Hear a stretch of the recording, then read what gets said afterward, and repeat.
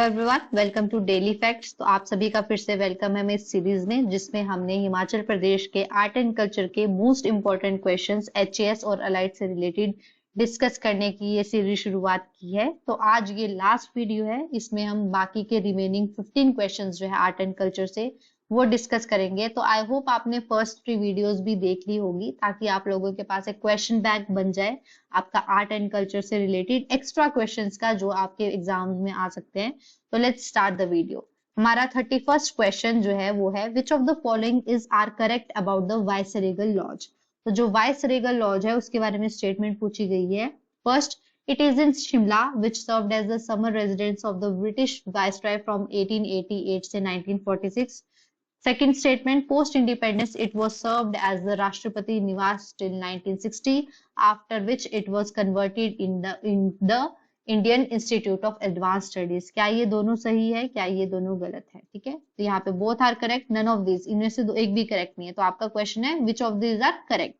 तो यहाँ पे ये दोनों स्टेटमेंट करेक्ट है। ये पहले जो है समर रेजिडेंस हुआ करती थी ब्रिटिश वाइसराय की, वाइसरेगल लॉज 1888 से 1946 के बाद, उसके बाद जो है इसको 1960 तक जो है राष्ट्रपति निवास रखा गया। अब जो है इसको Indian institute of advance studies के नाम से जाना जाता है। अब आपका रिसेंटली आप सभी ने अगर न्यूज में देखा होगा, राष्ट्रपति निवास जो है उसकी इनॉग्रेशन जो है वो हमारी प्रेसिडेंट ने हमारे मशोबरा, शिमला में जो मशोबरा जगह पड़ती है, वहां पे उसकी जो है इनॉग्रेशन की है। तो आपके लिए एक और इम्पोर्टेंट पॉइंट, और इसका आंसर है both are correct. Next 32 question, which of the following is are correct about the Tabo monastery. Tabo monastery जो है वो लोकेटेड है किन्नौर में, हिमाचल प्रदेश में। First statement. दूसरी, 999 में एडी में इसको फाउंड किया गया था। येशेद ओ दीने, oldest functional Buddhist monastery in India है। क्या ये दोनों स्टेटमेंट करेक्ट है, क्या ये दोनों स्टेटमेंट इनकरेक्ट है? तो इनमें से एक ही स्टेटमेंट आपकी करेक्ट है, जो है 1999 में ये फाउंड हुई है एडी में, किंग येशोदो ने, और सबसे पुरानी मोनेस्ट्री है। क्योंकि ये मोनेस्ट्री आपकी स्पीति में है, तो यहाँ पे ये फर्स्ट स्टेटमेंट गलत हो जाती है किन्नौर की वजह से। किन्नौर में नहीं, ये स्पीति में है। तो आपकी सेकंड जो है वो आपकी सही है, 999 एडी, फाउंडेड बाय किंग येशेद ओ दी। ठीक है, याद रखना है। 32 का आंसर है founded by 1999 by the Buddhist king येशे ओदी, जो कि ओल्डेस्ट फंक्शनल बुद्धिस्ट मोनेस्ट्री है इंडिया में, Tabo monastery, which is located in Spiti. ठीक है, तो next question 33 question, which of the following is are correct about the Hidimba Devi temple. सबसे पहले तो यहीं पे एक बार डिस्कस कर लेते हैं कि हिडिंब देवी टेम्पल जो है, हिडिंब देवी टेम्पल, उसको डूंगरी टेम्पल के नाम से भी जाना जाता है। तो क्वेश्चन है कौन सी स्टेटमेंट इनमें से करेक्ट है। Having references in the Mahabharata, this temple is built on a huge rock amid thick deodar trees in Manali. Built entirely out of wood, this temple has a ground floor and a 3-floored roof. Third, the sanctum of the temple is covered by a roof 24 meters high and built in a pagoda style. तो ये तीनों की तीनों statements आपकी correct है।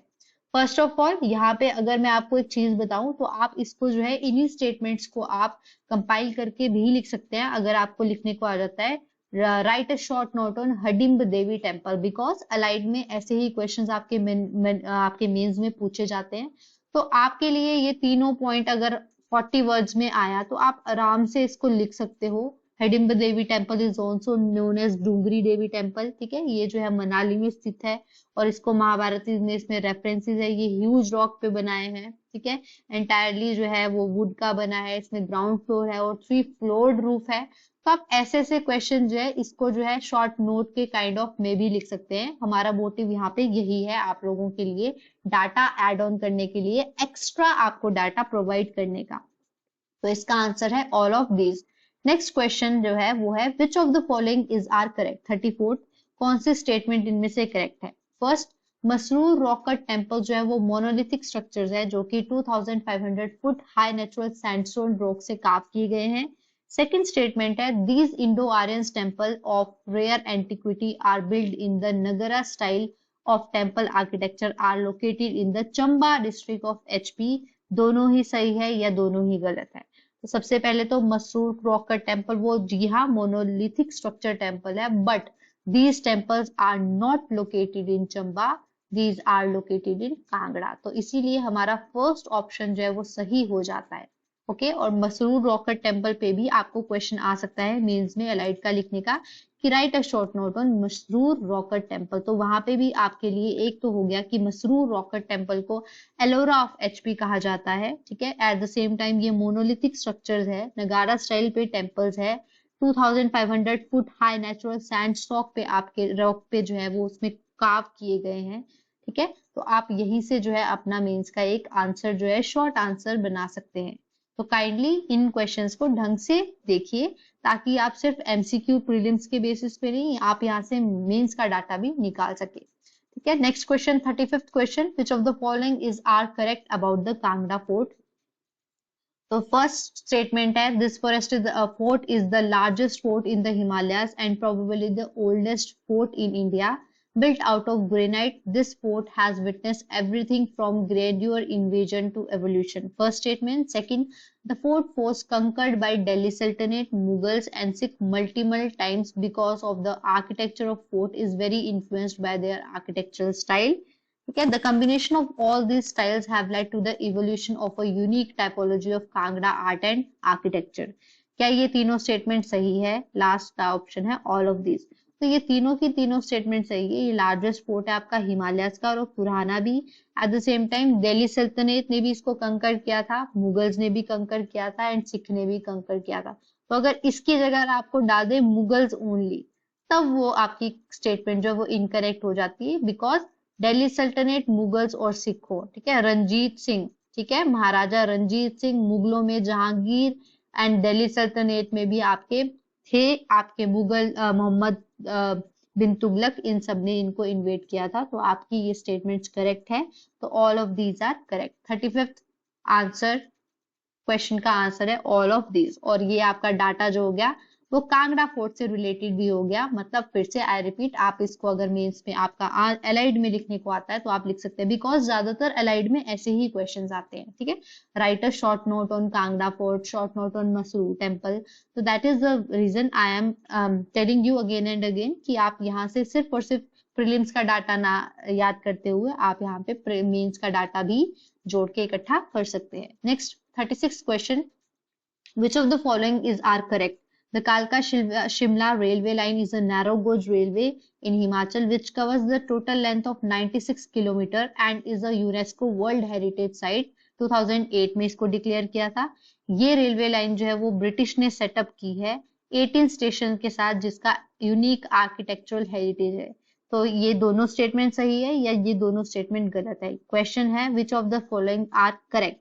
तो यहाँ पे ये दोनों की दोनों स्टेटमेंट आपकी सही है। नैरो गोज रेलवेज है, 96 किलोमीटर की है और इसको world UNESCO heritage site declare करा गया है। तो यहाँ पे बोथ आर करेक्ट, ठीक है। इंपॉर्टेंट है, अगर यूनेस्को हेरिटेज साइट है तो इस पे भी आपका क्वेश्चन लिखने को आ सकता है मेंस में शॉर्ट नोट में, तो ये भी याद रखिए। 37th question, which of the following is are correct about the Bhima Kali temple. Bhima Kali temple जो है वो आपका सराहा विलेज में है, ठीक है। पहले ये रामपुर बुशहर में पड़ता था, ठीक है। तो अब ये शिमला डिस्ट्रिक्ट में पड़ता है, ठीक है। रामपुर बुशहर रॉयल फैमिली का पहले ये पार्ट था, ठीक है। तो यहाँ पे ये 800 ईयर ओल्ड टेम्पल कॉम्प्लेक्स है जो सराहा विलेज में लोकेटेड है। फर्स्ट स्टेटमेंट ये है। सेकंड, ये जो है फ्यू स्पेसिमेंस में से है temple tower temple typology in India. India में जितने भी टावर टाइप ऑफ टेम्पल है उनमें से ये जो है उसको भीमा काली टेम्पल को भी इसी में माना जाता है। क्या ये दोनों सही है, क्या ये दोनों गलत है? तो जी हाँ, ये 800 ईयर्स ओल्ड टेम्पल कॉम्प्लेक्स है, सराहा विलेज में, ये सही है। दूसरा, टावर टेम्पल टाइपोलॉजी में इसे भी one of the few specimens जो है वो माना जाता है। तो ये दोनों की दोनों स्टेटमेंट्स करेक्ट है। याद रखना, भीमा काली टेम्पल जो है उसमें आपके और भी टेम्पल है, रघुनाथ टेम्पल कॉम्प्लेक्स है, ठीक है। लेकिन यहाँ पे जो है, यहाँ पे इसको माना जाता है कि tower temple typology of India से में से ही एक स्पेसिमेन है। Next 38th question, which of the following is are correct. थंगफू जो है वो मोनेस्ट्री वो होती है जो केव्स में होती है, गोम्फा मोनेस्ट्री होती है वो सॉलिटरी प्लेस होती है, और लाखंग वो मोनेस्ट्रीज है जो आपकी विलेजेस के पास में होती है। तो क्या ये सारी की सारी स्टेटमेंट सही है? जी हाँ। तंगफू वो मोनेस्ट्रीज होती है जो केव्स के अंदर होती है, गोम्फा सिंपल मोनेस्ट्री जो solitary place kind of suggestive होती है, और लाखंग जिसको दुखाग और सुख लाखांग भी बोलते हैं, वो आपकी मोनेस्ट्रीज है जो आपके विलेज के पास होती है। ठीक है, तो ये सारी की सारी स्टेटमेंट आपकी सही है, और ये क्वेश्चन जो है वो प्रीवियस ईयर क्वेश्चन में भी ऐसा ही पूछा गया था, मैच द फॉलोइंग में। ठीक है, तो ये वेरी इंपॉर्टेंट क्वेश्चन, और आई थिंक यही क्वेश्चन शायद से पूछा गया था। ठीक है, तो याद रखना, तकफू केव्स, गोम्पा सिंपल मोनेस्ट्रीज, और लाखंग जो होती है वो विलेज मोनेस्ट्रीज होती है। 39th question, which of the following is are correct? Palam, Pahadi Kalam developed in the wide area around the Shivalik hills running from Jammu, Bashodi, Nurpur, Kangra, etc. Second, in Himachal Pradesh, the central chief centers of these schools were the courts of Raja of Nurpur, Kangra and Chamba. Third, the sixth school of painting which flourished under Maharaja Ranjit Singh is also an offshoot of Pahadi Chitrakala. तो क्या ये तीनों की तीनों statement सही है? तो all of the statements are correct. Again I am repeating, अगर आपको पेंटिंग्स पे क्वेश्चन लिखने को आता है, आप वहां पे ये ऐड ऑन करके लिख सकते हो। ओके, तो next question, question number 40, which of the following is are correct? The earliest known miniature of the Pahadi school is an illustration of Bhanu Datta's Ras Manjari by painter Devidas during the region of Raja Kirpal Pal of Basholi. तो earliest जो known miniature था पहाड़ी school का, वो क्या दर्शाता था? भानुदत्ता का रस मंजरी।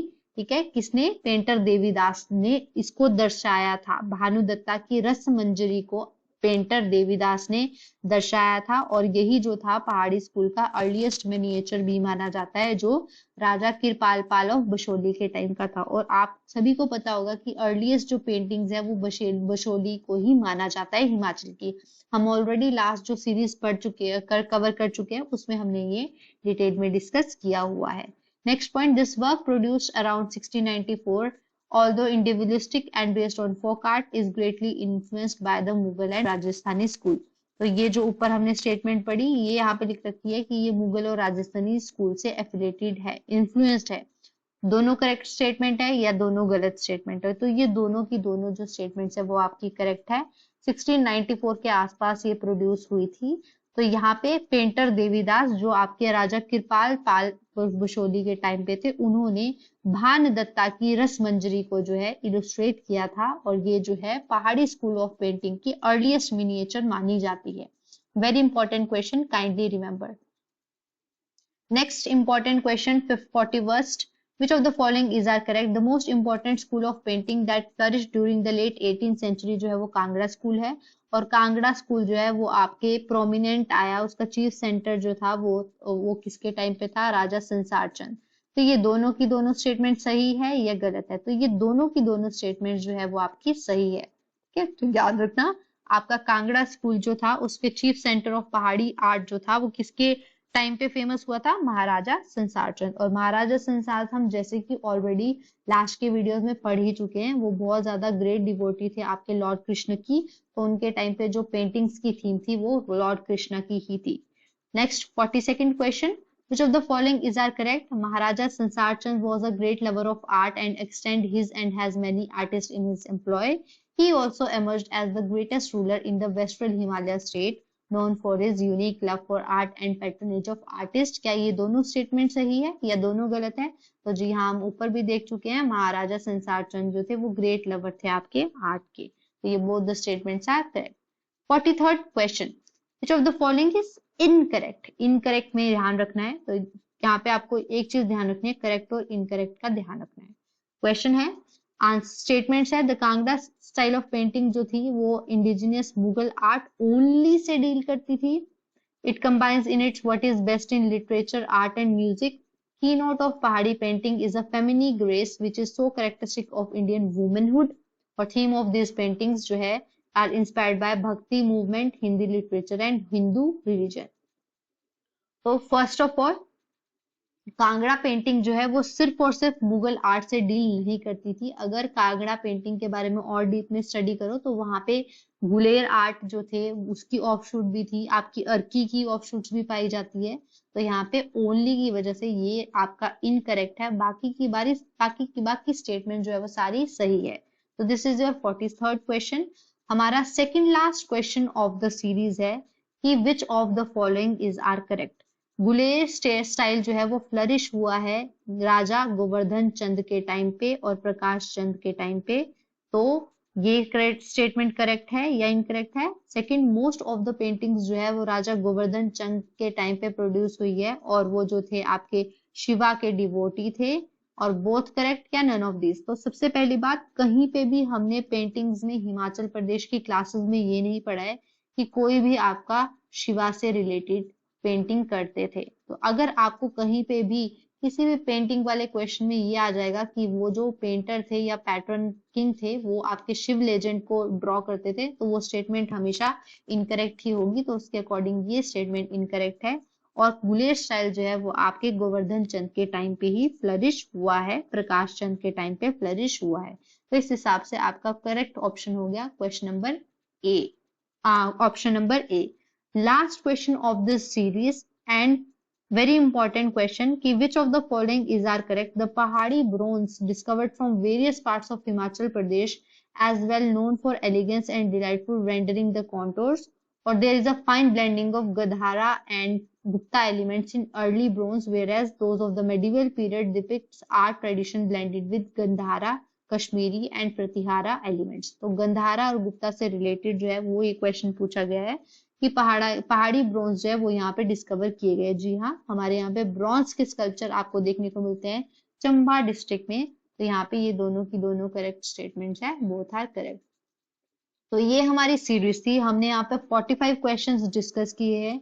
ये आपके मेजर क्वेश्चंस हो जाते हैं आपके तैयारी के लिए, एक्स्ट्रा क्वेश्चंस में थे बिकॉज बहुत बहुत सारे क्वेश्चंस ऐसे हैं जो आपके बुक से रिलेटेड नहीं है, हमने एक्स्ट्रा सोर्सेज से इकट्ठे करके बनाए हुए हैं और ये आज की डेट में इंपॉर्टेंट हो जाते हैं बिकॉज अब आपके एग्जाम पॉइंट ऑफ व्यू से बुक से बाहर से भी क्वेश्चन आ रहे हैं।